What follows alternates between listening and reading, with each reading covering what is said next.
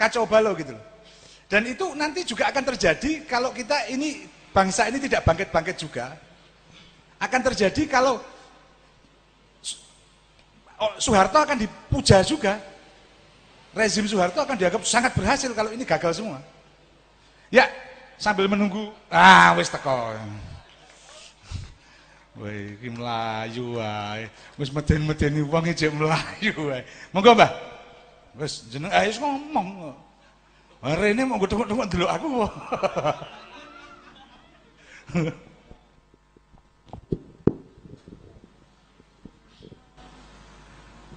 Assalamualaikum warahmatullahi wabarakatuh. Alhamdulillahirabbil alamin wassalatu wassalamu ala asrofil mursalin sayyidina maulana Muhammadin wa ala ahlihi washabihi ajmain. Amma ba'd. Said Anis, saudara-saudaraku sekalian yang terhormat, Bapak Agus Sunyoto, saya sebetulnya sudah ngomong sama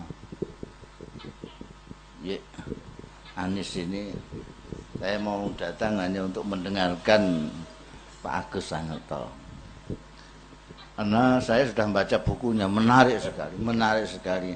Gimana beliau tidak tanggung-tanggung, beliau itu serius sekali dalam menelusuri, meneliti, memperdalam sampai dijajahi kabeh itu perpustakaan segala macam sampai atlas itu. Jadi saya pikir ada baiknya itu tidak bentuknya gede gitu, larang soalnya. Ora kuat tuku tenan, Gus. Potongan gini-gini ini. Kudune NO itu dikasih wakafkan. NO itu. Kredit. Nggak, saya serius, ini bagus sekali. Kalau tadi diterangkan bahwa Belanda bikin ini, lalu kemudian ditelusuri ternyata begini. Kalau itu tidak ada buku seperti ini, kita akan terus menggunakan apa yang dibikin oleh lantur Belanda itu. Betul kata Anis tadi, kan yang menang yaitu yang bikin sejarah, bikin macam-macam. Kayak di Saudi itu yang menang wong Badui. Ya. Saud sama Abdul Wahab itu Badui. Berarti dia bikin sendiri tuh, waco. Tidak sama dengan Sawadul A'zam. Saya sudah keliling ketemu Syekh Azhar, Grand Mufti Syria, Grand Mufti Qatar, semua itu bicara soal Islam ya kayak yang dipahami Wali Songo itu mayoritas. Misalnya seperti semua orang itu memperingati Muludan, itu seluruh dunia yang ada orang Islamnya semua, bahkan sampai pemerintahnya, illa Saudi Arabia. Jadi yang tidak memperingati Maulid itu cuma Saudi Arabia. Seandainya Saudi Arabia tidak mempunyai Ka'bah dan Kanjeng Nabi Muhammad Shallallahu Alaihi Wasallam, maka pengaruh-pengaruhnya tidak akan sampai kemana-mana, tidak sampai ke Indonesia. Sekarang yang di Indonesia ini yang mau menafikan Wali Songo dan perjuangannya itu. Jadi tadi sudah diceritakan apa belum itu? Ada ensiklopedia Islam. Iya, ada ensiklopedia Islam tentang di Nusantara ini tidak menyebut Wali Songo sama sekali. Itu kan luar biasa itu.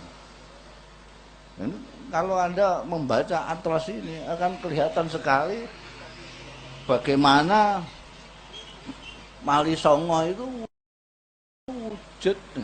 Bahkan saya mempunyai keyakinan bahwa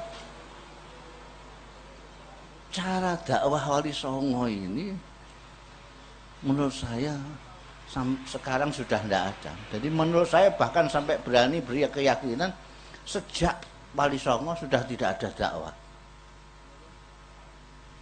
Dakwah itu mengajak, bukan perintah. Dakwah itu mengajak. Mengajak itu ada nuansa merayu, nuansa membujuk itu. Mengajak. Yuk, mau gak? Kalau mau itu calo terminal, kalau ini belajar calo terminal itu ngajak itu. Mari mas, mari. Ini base-nya baru, full AC, ada karaoke-nya.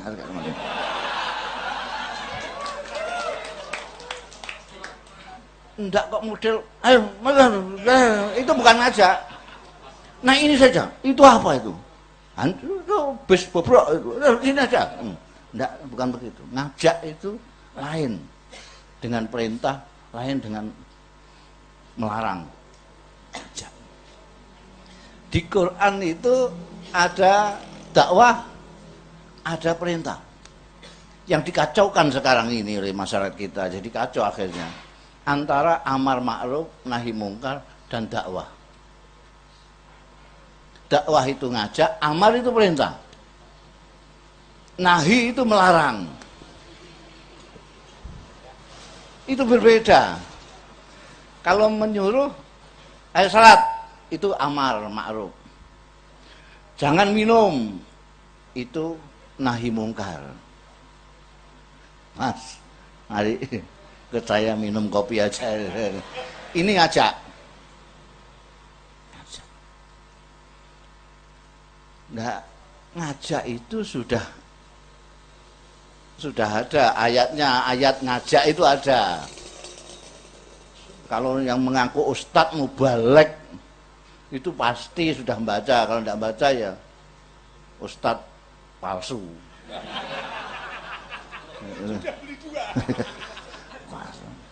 Itu jelas. Ud'u ila sabili rabbika. Itu ngajak. Ajaklah ke jalan Tuhanmu. Menurut gramatika bahasa Arab, ini kalimat ini tidak ada maf'ul bihnya. Yang diajak siapa itu tidak jelas. Pokoknya ajaklah ke jalan Tuhanmu. Yang diajak siapa? Enggak ada. Karena itu Quran terjemahan Departemen Agama itu dikasih kurung. Ajaklah manusia dalam kurung ke jalan Tuhanmu. Mudah-mudahan ya tim penyusun terjemahan Depak itu tidak suudzon sama Gusti Allah. Dianggap Gusti Allah kurang sempurna membuat kalimat ini.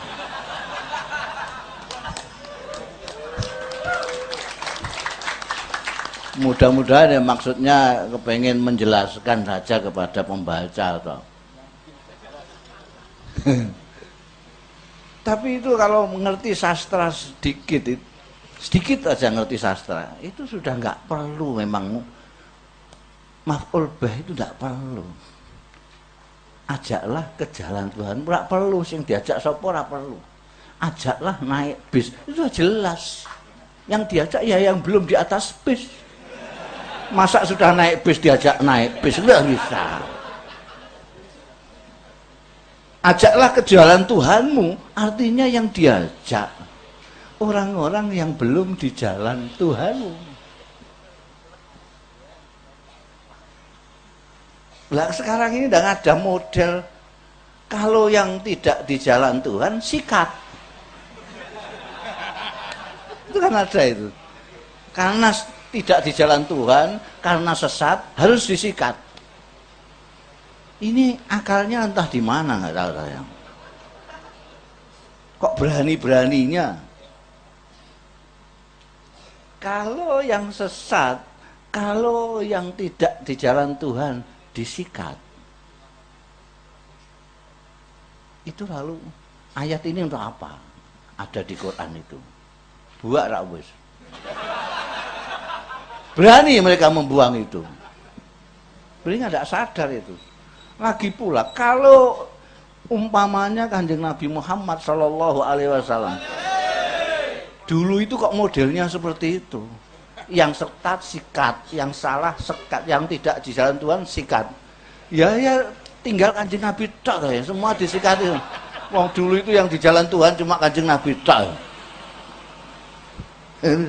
Kalau Wali Songo modelnya begitu, kita itu masih kalau enggak Buddha ya apa? Buddha. Kanjeng Nabi itu ngajak betul. Bil mau'izatil hasanati bil hikmati wal mau'izatil, terusannya gitu. Bil hikmati wal mau'izatil hasanati. Kalau perlu debat, wajil dilhum billati ya ahsan, dengan cara yang lebih baik dari mereka. Sekarang enggak ada ngajak sama sekali. Nah, Wali Songo itu kok punya kreasi begitu tuh, kreasinya sendiri apa ada tiruannya? Ada yang ditiru, ada. Yang ditiru Kanjeng Nabi Muhammad Shallallahu Alaihi Wasallam. Kenapa Wali Songo sukses? Karena beliau memiliki apa yang diajarkan oleh Rasulullah Shallallahu Alaihi Wasallam. Yang pertama, yang sekarang ini sangat-sangat jarak, saya sampai mengatakan tidak ada dakwah lagi itu. Sekarang ini yang krisis di antara multi krisis di Indonesia ini adalah krisis ruhud dakwah. Ali Songo mempunyai ruhud dakwah yang besar sehingga beliau kreatif di dalam berdakwah. Dengan seni, dengan budaya, dengan macam-macam cara, karena di dalam diri mereka mempunyai ruhud dakwah. Kanjeng Rasul Shallallahu Alaihi Wasallam kalau tidak mempunyai ruhud dakwah, maka orang-orang seperti Abu Sufyan, Khalid bin Walid, Ikrimah anaknya Abu Jahal, semua itu masih sesat semua. Ketika Rasulullah Shallallahu Alaihi Wasallam dilempari batu, bayangkan ada orang sesat melebihi ini, tidak ada. Orang diajak nggak mau kok nyawat itu kan sesat sempol sesat itu. Wong diajak gak gelem kok ngamuk.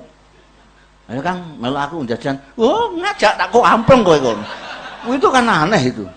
Wong diajak gak gelem ya wis ngono to. Dijak gak gelem kok ngamuk sampai nyawati waktu. Begitu sesatnya sampai malaikat gregetan. Terus Kanjeng Nabi sampean itu kan kekasihnya Gusti Allah, minta saja sama Gusti Allah. Ini orang-orang ini kalau tidak disikat payah nih. Sesatnya sudah luar biasa, sikat aja. Jenengan nggak usah melaksanakan sendiri, sampean mohon sama Tuhan saja. Nanti saya yang rakit bomnya. Loh, malaikat itu sudah sampai itu sama menggunakan bahasa sekarang saya. Tapi redaksinya di hadis tidak begitu. Saya lah yang menyikat mereka. Saya sampean mohon. Ya Kanjeng Nabi, lo kok model sikat-sikatan itu gimana? Saya ini kan diutus itu orang pengajak, disuruh ngajak. Lah kok nyikat itu terus yang saya ajak siapa? Lalu dipaksa-paksa ndonga, akhirnya ndonga Kanjeng Nabi, Allahumma hdi qaumi wa innahum la ya'lamun. Ya Allah Tuhan, beri petunjuk hidayah kaumku tidak tahu. Jadi kalau ada orang diajak kok ngamuk itu karena tidak tahu. Ada orang sesat karena tidak tahu. Berilah petunjuk. Kanjeng Nabi dengan semangat dakwahnya ingin sekali semua orang itu masuk surga semua. Jangan sampai tidak. Ada ruhud dakwah di situ yang menyala-nyala. Akhirnya apa yang terjadi? Anaknya Al-As bin Wa'il, musuh Kanjeng Nabi bebuyutan. Namanya Amrul bin As, masuk Islam. anaknya Walid bin Mughirah, musuh bebuyutannya Kanjeng Nabi, masuk Islam. Khalid bin Walid yang di perang Uhud masih sempat memerangi umat Islam. Ikrimah, anaknya Abu Jahal, masuk Islam, jadi pahlawan Islam. Abu Sufyan, Hindun yang ngemah-ngemah, hatinya, jantungnya Sayyidina Hamzah, masuk Islam karena roh itu.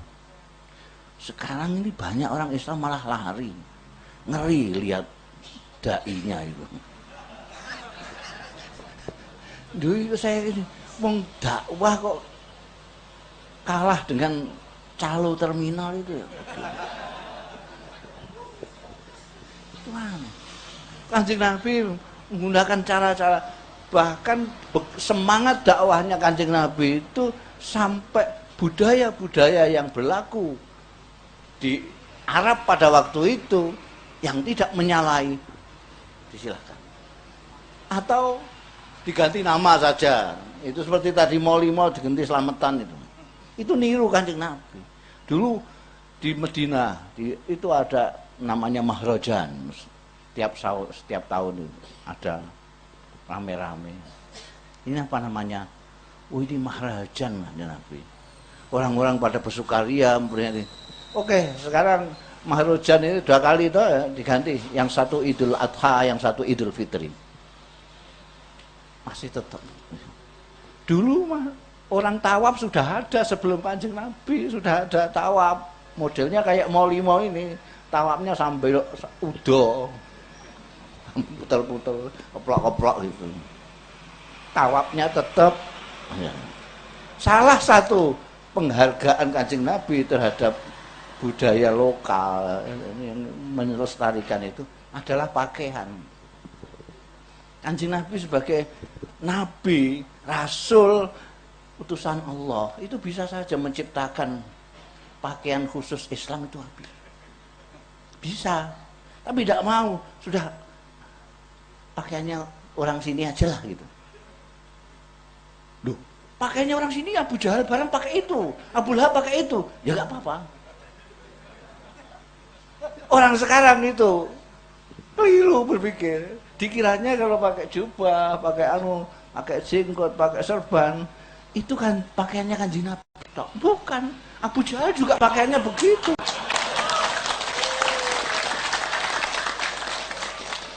Loh iya. Nah, nanti Pak Agus supaya meneliti kan. Beliau itu kalau meneliti cermat sekali. Biar diteliti. Kalau saya cuma akal saja. Dan kalau sampean lihat film-film bangsane apa itu, risalah segala macam itu, pakaiannya kan sama. Kanjeng Nabi enggak diperlihatkan saja. Tapi pakaiannya sama. Pakai serban, pakai jubah. Itu sama. Jadi kalau mau itbak Kanjeng Nabi, mau mengikuti Kanjeng Nabi cara berpakaian, ya kayak beliau ini. Pakai pakaiannya orang sini, kelambi batik, peci hitam. Pakaiannya orang sini, seperti Kanjeng Nabi, pakaiannya orang sini, sini sana. Ya kan? Jadi orang itu mengira kalau sudah pakaian jubah gitu, wah Kanjeng Nabi gitu. Abu Jahal, Abu Lahab begitu. Cuma bedanya, ini yang bedakan. Bedanya antara Abu Jahal sama Kanjeng Nabi itu, kalau pakaiannya pas sama. Dari belakang mungkin sama. Serbannya sama. Jubahnya sama. Jenggotnya sama. Yang membedakan apa? Raut muka. Kalau Kanjeng Nabi itu wajahnya tersenyum, kalau Abu Jahal sangar. Jadi terserah sampean, pakai serban, pakai jubah silahkan. Tapi kalau sangar,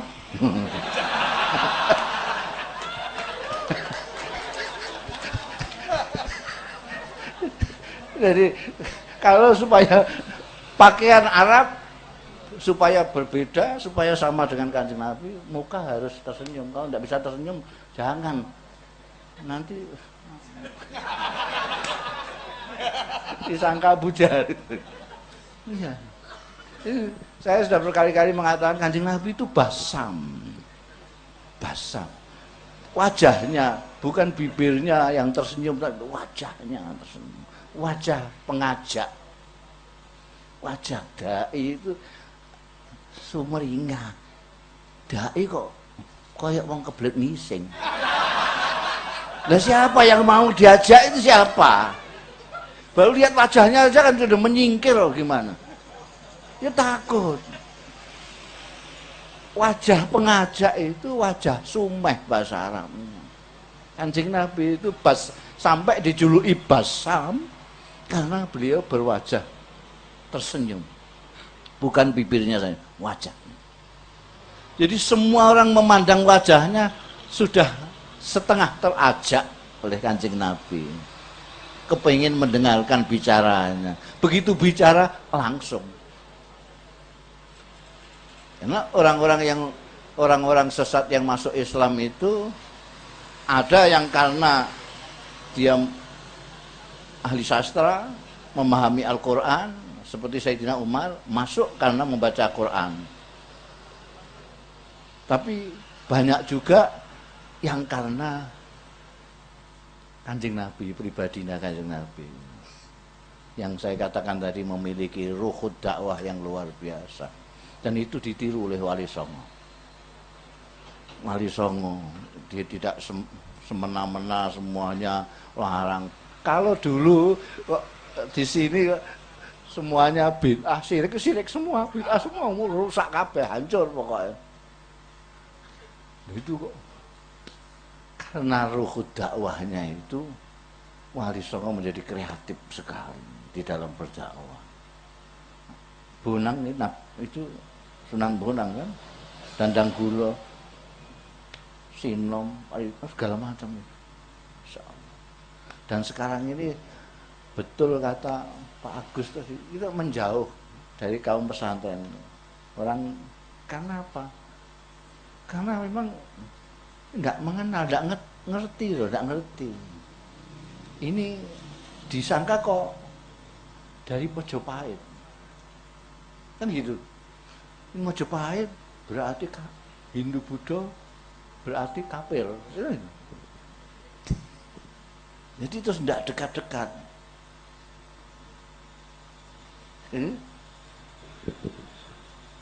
Sampai beli bukunya itu. Kalau nyicil. Kalau tidak ya urunan lah kalau mana. Itu Pak. Dan saya kepengen tadi ngomong sama Pak Agus itu isinya itu kalau bisa pertel itu untuk pelajaran di sekolah supaya kita tidak terus kebodon terus.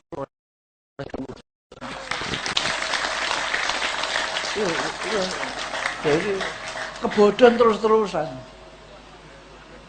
Nah ini kalau nanti Pak Harto bikin sejarah sendiri, nggak ada yang meluruskan.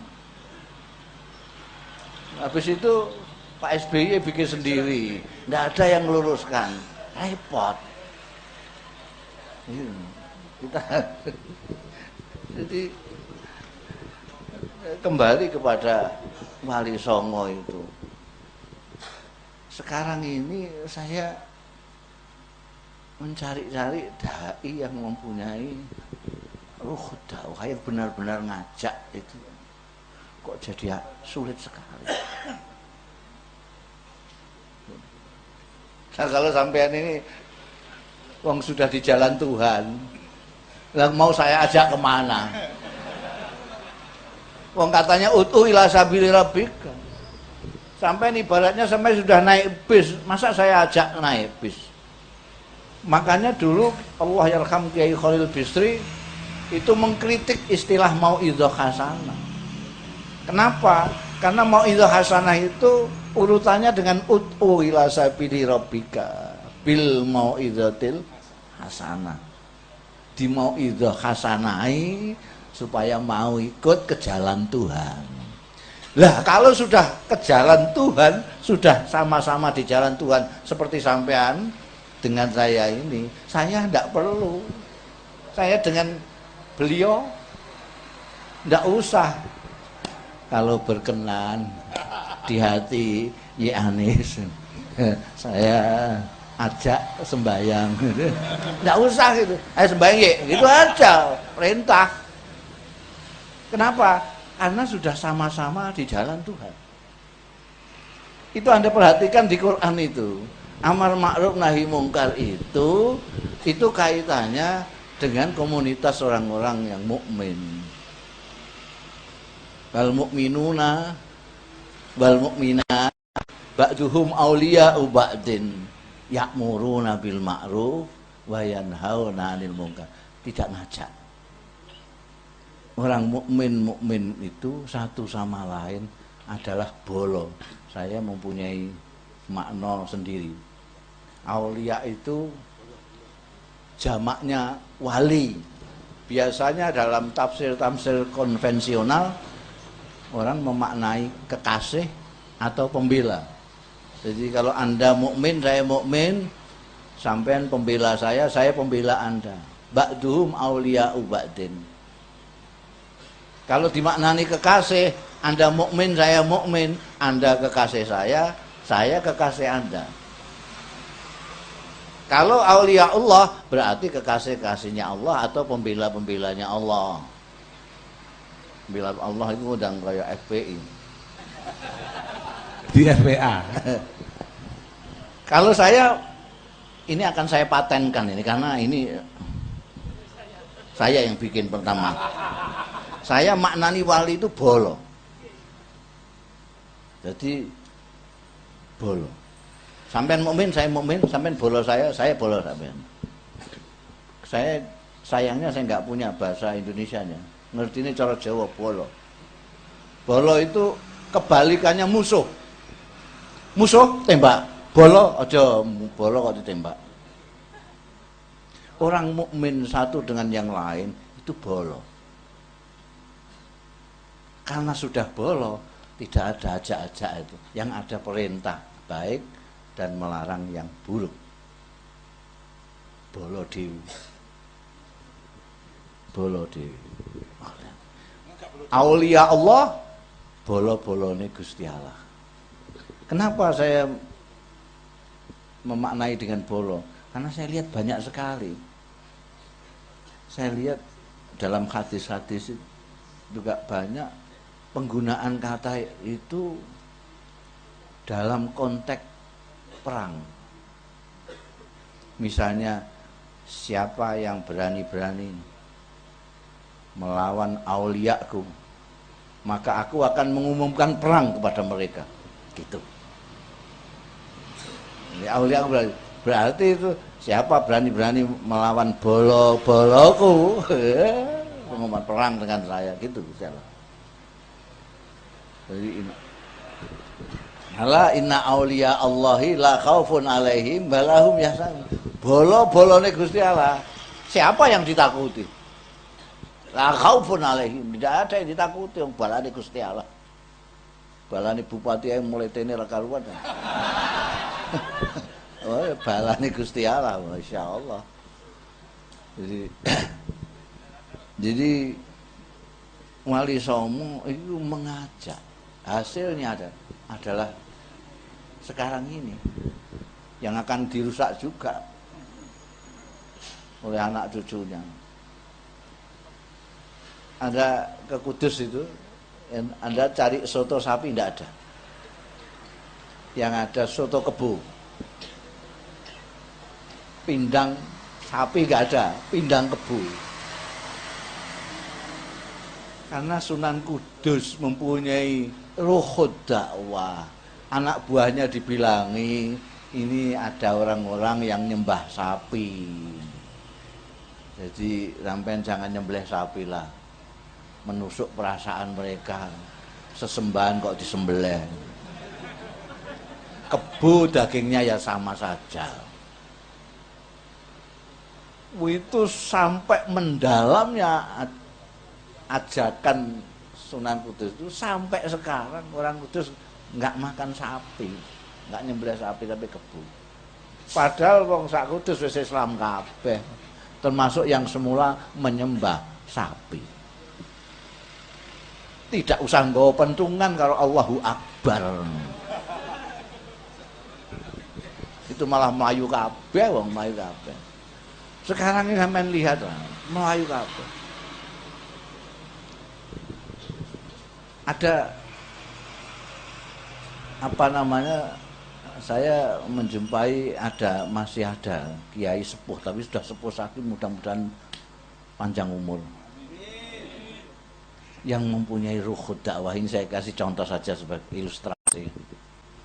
Ketika Ahmadiyah dikejar-kejar, ada yang dibunuh segala macam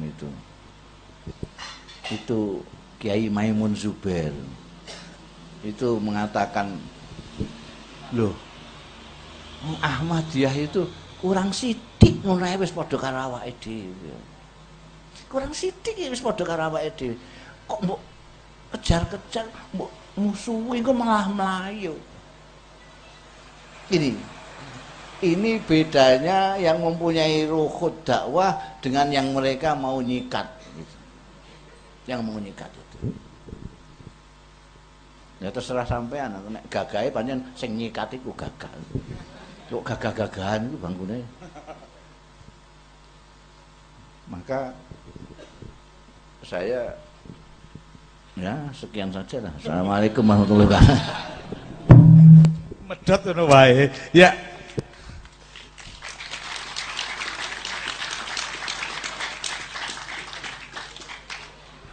Tampaknya Gus, saya kok curiga gini Gus.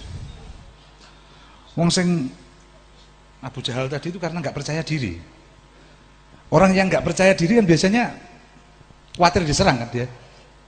Kalau la khaufun alaihim wa lahum yahzanun, dia sudah nggak punya beban, sudah merdeka dari dirinya sendiri, sudah nggak punya masalah, sudah selesai dengan dirinya sendiri.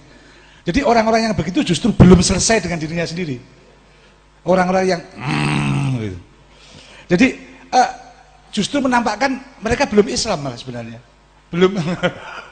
Kalau Islam yang artinya mereka nggak yakin dengan Islamnya sendiri. Kalau mereka yakin dengan Islamnya sendiri, mereka nggak akan bengok-bengok neng gitu.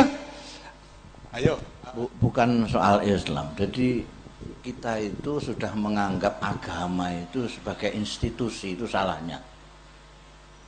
Jadi koyok partai, koyok orsospol. Akhirnya kita fanatik kepada Islam, sehingga sibuk membela Islam, lupa kepada Allah. Lupa kepada Allah. Saya pernah ngomong di kalangan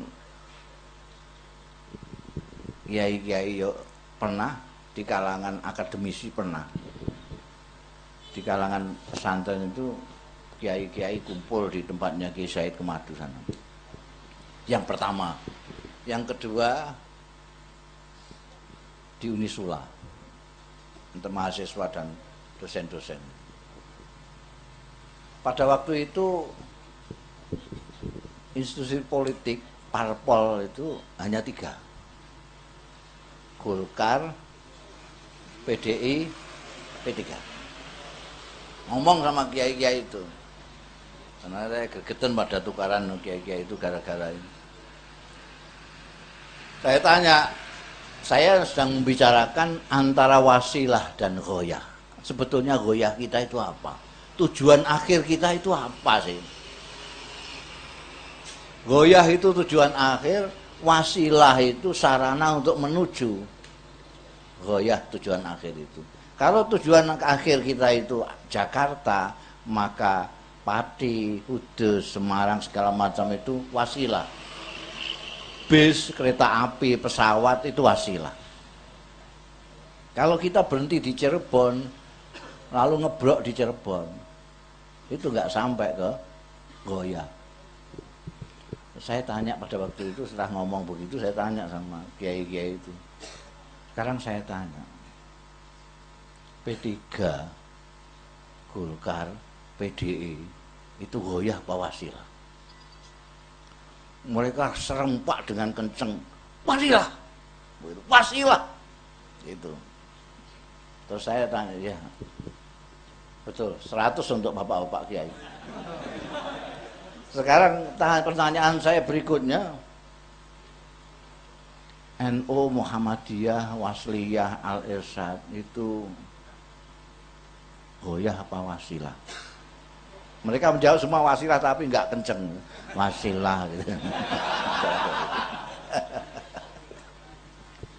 Ketika saya tanya Islam, Katolik, Hindu, Buddha itu wasilah apa goyah? Nggak ada yang jawab. Belas.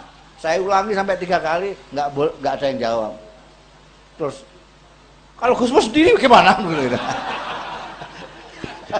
Jadi ada kiai sepuh itu tanya terus, kalau Gusmus gimana itu? Nah, kalau saya bilang gitu, kalau saya wasilah. Islam itu wasilah. Oh, bagaimana wasilah? Loh, ini negara demokrasi, boleh saja sampean beda sama saya bilang wasilah, sampean bilang goyah, terserah aja.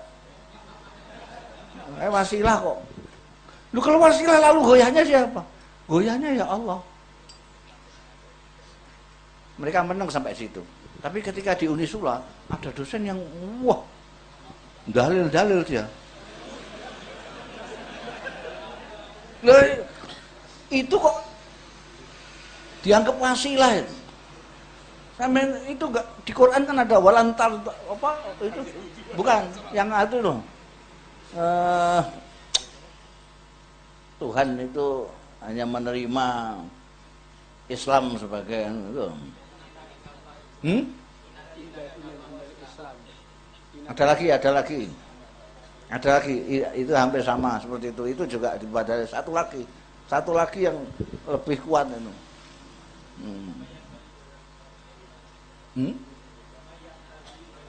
Nah, wa may yabtaghi ghairal islam dinan fala yuqbalan.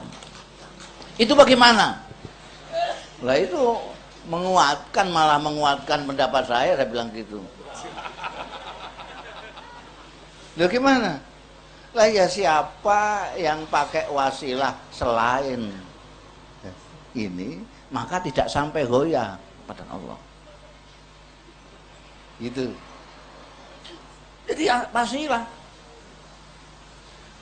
Sampai mau ke Jakarta, saya bilang kalau sampean menggunakan kereta api nggak akan sampai sana, mobil nggak akan sampai sana, hanya pesawat. Jalan darat kebanjiran kabeh.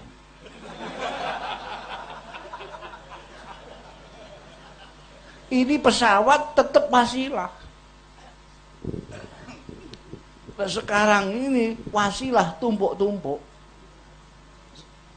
Islam ini sudah dianggap goyah, ditumpuk lagi partai Islam, organisasi Islam. Itu gak ketemu Mbak Gusti Allah itu. Wasilah terus gak ketemu Gusti Allah. Lah kapan ketemu Gusti Allah itu? Jadi itu saya kira perkara karena kebanyakan wasilah ini nggak sampai goyah-goyah. Jadi orang-orang dibakas itu wah lho pertentangan perkara wasilah. Makanya kalau Wali Songo itu mengenalkan Tuhan pertama kali itu, mengenalkan Gusti Allah. Sebab kalau tidak kenal Gusti Allah, sampean mau nyenengkan Gusti Allah, iso-iso malah muring-muring Gusti Allah itu. Mereka gak kenal. Wong bojo saja begitu. Sampean gak kenal bojo, terus mau menyenangkan bojo. Kok tukokno rok sepan merah menyala, regane 1 juta. Wah, top ini, bojoku mesti seneng. Kekno bojone oleh bojonya dienggo ngelapi sepeda. Kan nggak kenal. Mengenal, makanya Wali Songo mengenalkan. Paling tidak Sunan Kalijaga mengenalkan dengan wayang. Ada dalang, ada wayang-wayang ini. Dulu saya pernah dapat cerita apa namanya tentang siapa yang tokoh jenengan itu yang buku sembilan yang pertama Syekh Siti Jenar. Syekh Siti Jenar itu punya murid namanya apa? Kayak apa Kaki Dumilah gitu namanya. Pokoknya ada itu yang tanya itu apa jenenge pangeran kok cuma satu itu bagaimana sih? Apa enggak ketung kabeh? Pangeran kok mau satu, ngurusi sana itu gimana? Lah muridnya ini suka wayang, terus diajak nonton wayang gitu aja, wayang. Setelah nonton gitu, saya itu benar itu menurut cerita yang saya terima itu mengatakan kepada muridnya, "Wih apik dong, apik. Sayange kok dalange mok siji." Nek dalange pirang-pirang ngono. Lho nek dalange pirang-pirang malah kacau makin Pak. Niki terus. Duh, nek dalange punjul kok siji malah kacau. Nggih ngoten. Lah mangke sing jiko sing mriki jiko Gatotkaca mriku jiko anu ribet mangke. Oh ngono ya. Dadi apike siji ae ya. Loro gak kena loro. Loro kena. Sesuk terus nggih pun paham langsung. Nggih ngono. Yang dikenalkan pertama kali Allah tauhid. Kanjeng Nabi juga yang diperkenalkan itu. Nabi Isa juga itu yang pertama kali. Nabi Musa juga itu. Nabi Ibrahim juga begitu. Semua nabi-nabi itu mengatakan wa ana awalul muslimin, yang menyerahkan diri kepada Allah Ta'ala. Sekarang ini kita sibuknya kepada hal-hal yang tidak berkaitan dengan Allah. Karena hanya wasilah-wasilah sehingga nguatiri orang itu sing cintane nemen karo Gusti Allah tapi ra kenal Gusti Allah itu muatiri. Ya iku tadi engko nek dienggo nglapi sepeda itu.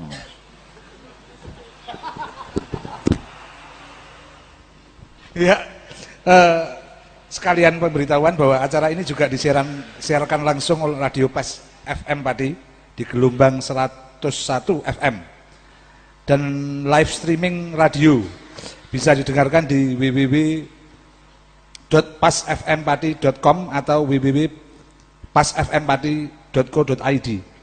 Terima kasih untuk Pas FM yang membantu kami dengan siaran langsungnya. Ya, sambil teman-teman menyiapkan lagu, ini juga hadir di setengah kita Kiai Budi Harjono dari Semarang. Saya minta juga jajari Gusmus kene. Padha ireng-irenge soalnya aku putih dhewe gak enak iki. Aku enak tenan lho, aku putih dhewe iki lho. Iki nganggo ireng-ireng di karen jenengan padha jajar niku. Cuma ndek nganggo topi Vespa. Niki mau iki Vespa ndek untungnya agak Abu Jahal apa. Ya. Artinya rumiyin kalau nanti kanu, Gus. Jadi masalahnya mungkin cemburu. Jadi wong merasa ireng-ireng padha ireng-ireng itu bahwa wasilah itu kemudian orang merasa institusi-institusi itu orang merasa itu dirinya dan cemburu kalau orang lain ya kayak bojone iku iki Gusti Allahku kok kowe kok dudu nggonmu kowe nek gak melu aku gak ora iki nggonku. Ada kecemburuan-kecemburuan semacam itu. Ya ini lagunya apa iki? Sunyi. Lho lah aku sing nyanyi bodong tenan. Ya wes, Suluk Sunyi ini lagu lama. Terus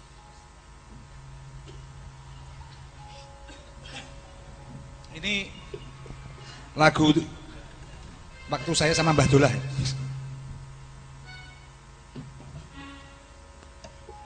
Atau langit yang enggan terbuka, atau rembulan yang belum purnama,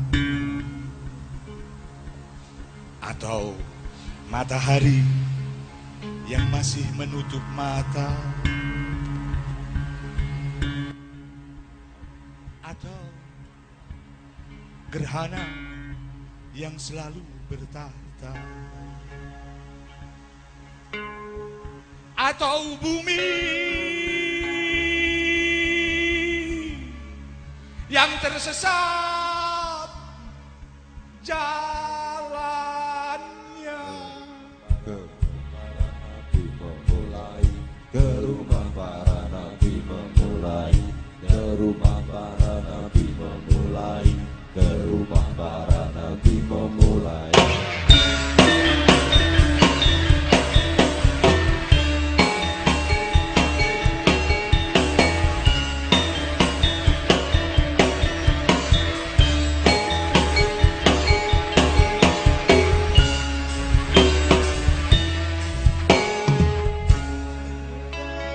Samudra sulit tak bertepi, berperahu mati. Tanda-tanda tak berbunyi, bahasa tak bisa diwadahi, menggigil sendiri.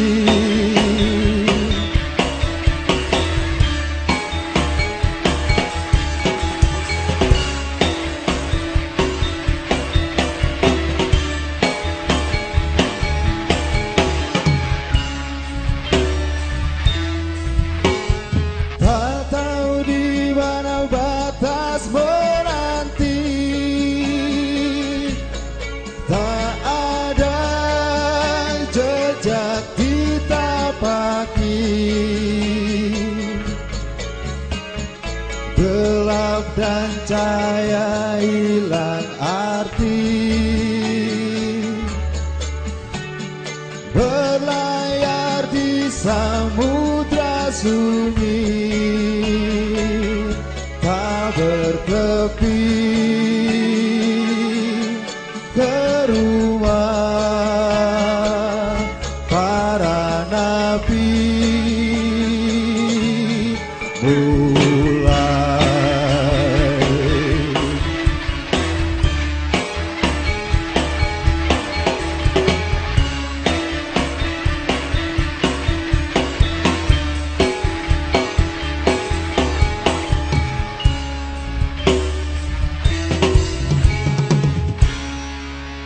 Langit berawan membuat mata tak jernih memandang, bukan kebutaan yang disesalkan, tapi bayangan yang menyesatkan. Bukan ilmu atau kejahilan yang mengacaukan, tapi prasangka yang menggelincirkan. Bukan iman atau kekafiran yang membingungkan, tapi citra yang menjerumuskan. Hai Hatta, hai Hatta, seumur-umur kita tipu kebenaran.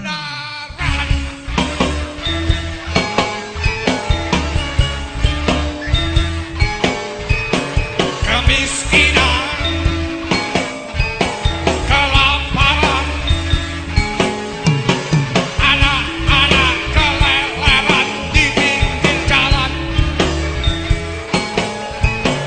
akan merampok surga yang kau bayangkan. Dalam nyenyak ketidakadilan,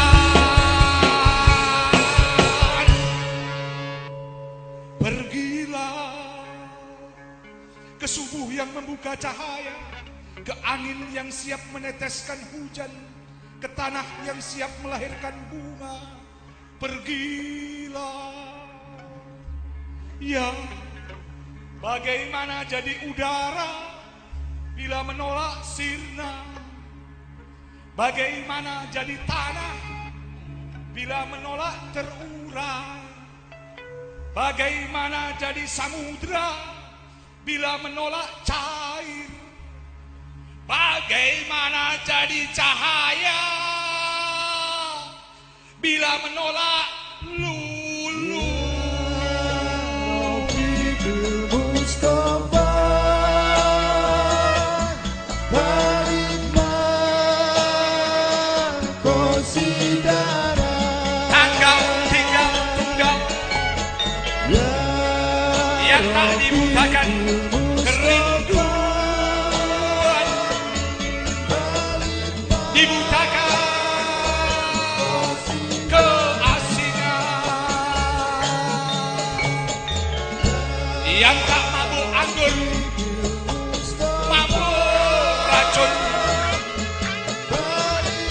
yang tak dikalahkan cahaya, dikalahkan kegelapan. Ya, tak luruh pada luruh pada afal. Tanggal tinggal tunggal, sekedar permainan bukan ukuran. Tanggal tinggal tunggal,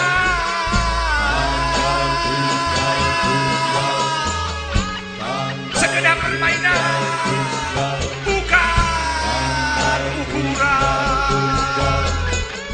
Tanggal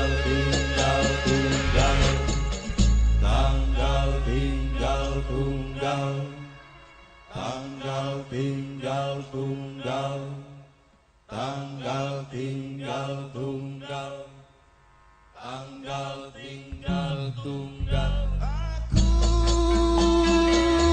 ingin dipeluk sampai tumpas tubuh, sampai hadas jiwa tak tersisa. Aku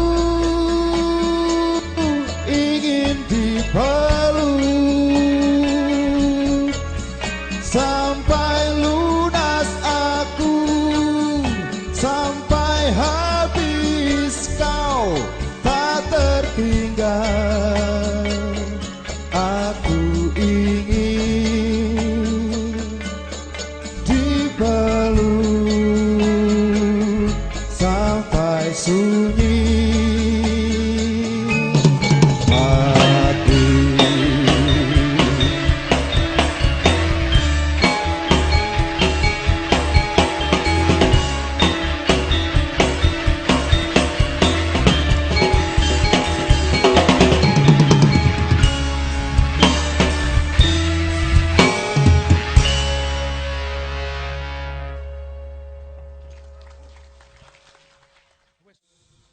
Niki jatahin jenengan. Jarine Pak Bambang Wiwoho rumiyin. Wartawan senior Kang Pati. Wali-wali rumiyin niku nek ngembangke kangge kesenian semuanya. Saiki kan nganune kan piyambake niki. Tanggung jawabnya panjenengan. Ngomong hubungan kesenian kalian dakwah niki.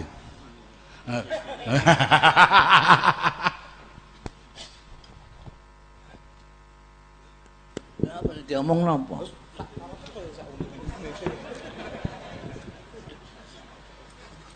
Aku mau mbok goda saiki. Dakwah itu saya katakan tadi mengajak. Mengajak itu harus indah. Esensi kesenian itu indah itu. Mau diapakan lagi? Jadi kalau ngajak tidak indah, yang diajak meskipun istrinya ya nggak mau. Ngajak harus indah. Tapi orang berkesenian itu kalau terlalu mempunyai pretensi dakwah, itu lalu ya keseniannya rada iya gitu loh. Kesenian ya seni saja lah, senian.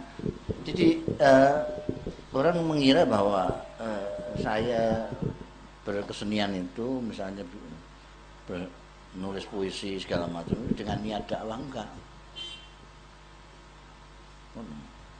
Kalau diniati malah Malah gak jadi. Ini kok terus kayak khutbah. Terus bedanya khutbah mbak anu apa itu?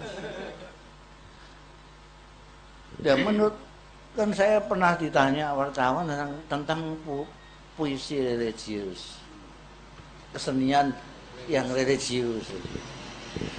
Nah itu bisa dijawab dengan dua jawaban.